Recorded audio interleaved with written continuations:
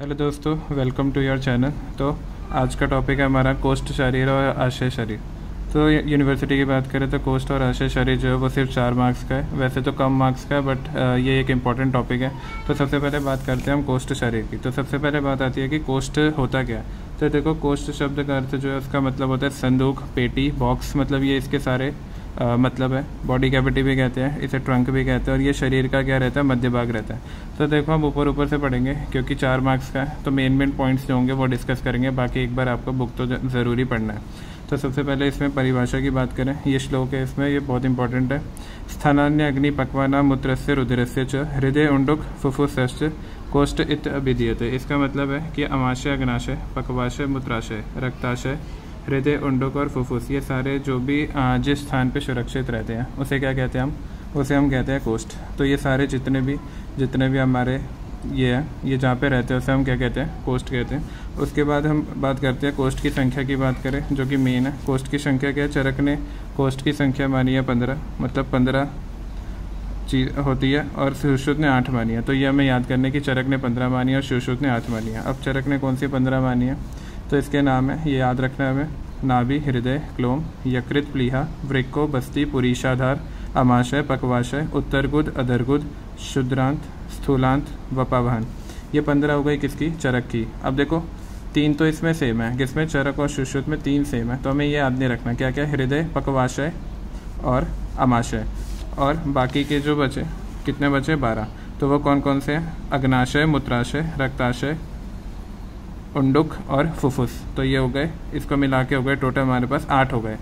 तो ठीक है, चरक ने 15 दिए, इसने 8 दिए, तो मेन बात हो गई। नेक्स्ट आता है इसका एक स्वरूप और स्थान भी रहता है। तो यहाँ पे एक श्लोक मिलता है। देखो, श्लोक इंपॉर्टेंट नहीं है क्योंकि 4 नंबर का है, तो मेन इसमें MCQ बनता है।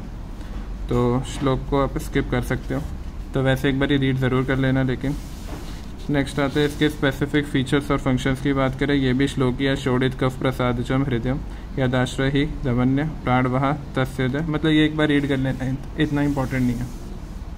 उसके बाद बात करें इसमें, तो इसमें एक इम्पॉर्टेंट बात क्या है, तो सुश्रुत ने बोला है कि कोष्ठ जो है वो अंतरादि होता है, यानी शरीर का मध्य भाग जो होता है वो कोष्ठ है। मतलब कोष्ठ की डेफिनेशन ये बताई है सबने, कोष्ठ की व्याख्या की है। तो सुश्रुत के अकॉर्डिंग ये पूछा जाता है, इसलिए इंपॉर्टेंट है। तो सुश्रुत के अकॉर्डिंग शरीर का मध्य पार्ट, और मॉडर्न में बोले तो थोरैको एब्डोमिनल कैविटी जो है वो क्या है, कोष्ठ है। चरक ने बोला महास्रोतस, यानी एलिमेंट्री कैनाल को बोला गया। और जो शरीर का मध्य भाग है, मतलब शरीर का मध्य भाग जो है कोष्ठ है। बस अलग अलग आचार्य ने अलग अलग जो है इन्हें बताया गया है उसका क्या क्या स्थान है। दामोदर ने बोला उदर और अधोगुद और अन्न वहन करने वाला महास्रोतस, ये दामोदर ने बोला है। तो अलग अलग आचार्य के अकॉर्डिंग क्वेश्चन पूछ लेते हैं वाइवा वगैरह में, तो ये ध्यान रखना है। परिषद ने क्या बोला है, शरीर अवयव होता है। उसके बाद कोष्ठांग की बात करें तो कोष्ठांग क्या रहता है बेसिकली, तो देखो कोष्ठांग की बात करें तो कोष्ठ में स्थित अवयवों को क्या कहते हैं, हम कोष्ठांग कहते हैं। जैसे वक्ष गुहा, मतलब यही थोरैको, क्या था, थोरैको एब्डोमिनल कैविटी। उदर गुहा एलिमेंट्री कैनाल, और श्रोड़ी गुहा पेल्विक कैविटी में स्थित रहने वाले अंगों को क्या कहते हैं, कोष्ठांग। तो कोष्ठांग की परिभाषा भी हो गई, ये टॉपिक है, इंपॉर्टेंट है। तो ये सारी बातें करी हमने कोष्ठ की, कि कोष्ठ की व्याख्या क्या होती है, कोष्ठ की इंपॉर्टेंस क्या होती है, और अलग अलग आचार्यों के अकॉर्डिंग कोष्ठ का जो है हमें याद रखना है। नेक्स्ट टॉपिक पे आते हैं। नेक्स्ट टॉपिक आता है हमारे पास आशय शरीर क्या रहता है। तो देखो, आशय का मतलब क्या रहता है, आशय का मतलब रहता है अधिष्ठान, ठीक है।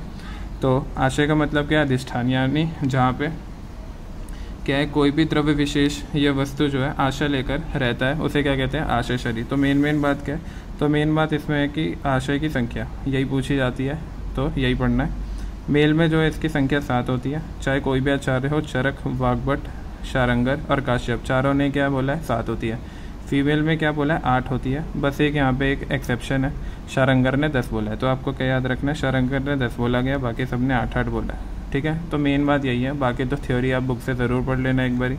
और इसमें संख्या कितनी होती है, 7 मेल में, फीमेल में 8 है। तो नाम इसके क्या क्या, सबसे पहला वाताशय, पित्ताशय, श्लेष्माशय, मतलब वात पित्त कफ, ये तो है।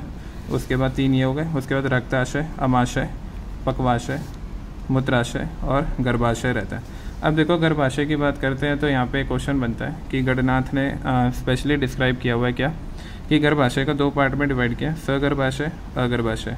सगर्भाशय यानी जिसमें गर्भ रहता है, अगर्भाशय जिसमें गर्भ नहीं रहता।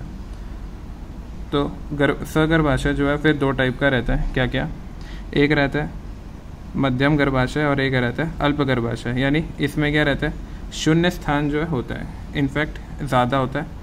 इसके एग्जांपल है अमाशय और मूत्राशय। और अल्प गर्भाशय नाम में ही क्या अल्प है तो कम रहता है। इसमें क्या वृक्क और मस्तिष्क है। तो ये एक गर्भाशय से रिलेटेड क्वेश्चन इसमें बन जाता है 1 मार्क 2 मार्क में। बाकी ये था आशय शरीर। तो कोष्ठ और आशय शरीर हो गया, 4 मार्क्स का आता है बट पढ़ना ज़रूरी है, स्कोरिंग चैप्टर है। बाकी इसके नोट्स मैं अपने चैनल के कमेंट सेक्शन में प्रोवाइड करा दूंगा। मेरा टेलीग्राम चैनल आप ज्वाइन कर लेना। मिलते हैं अगली वीडियो में, तब तक के लिए बेस्ट ऑफ लक।